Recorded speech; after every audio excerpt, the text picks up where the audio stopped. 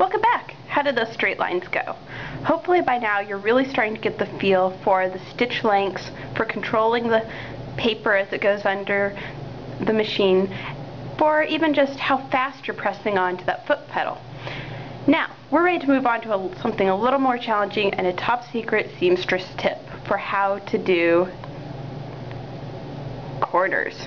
Now sometimes when you're sewing along, as you'll see here, which I did with my border, or on this side it might be a little bit easier to see the dark border, you'll come to a point where you want to turn a corner, like right here, but how do you do that and still make it look nice? If you try and do it just by sewing along, lifting up everything, moving it, threads will kind of be looping out, or you might not have it quite straight. So, how are you going to make this top secret corner?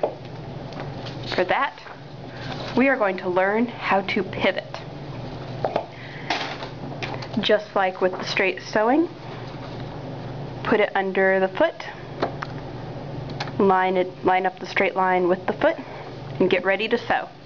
I am going to be sewing at this point with a smaller stitch because again, we are learning how to control things.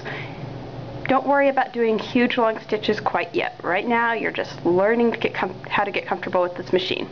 Okay, and I'm going to sew.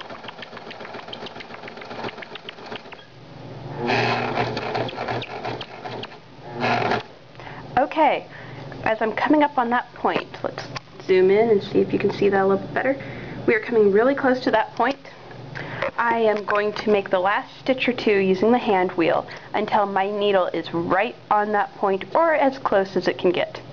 Now I'm leaving the needle down. See, that is all the way down. There it is up, there it is down. It is down and in that point.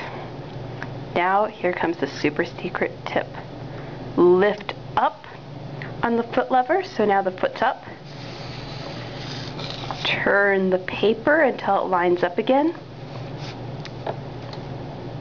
And keep on sewing. Last stitch by hand, using the hand wheel. Lift up, pivot that paper, put down the foot, and keep on going.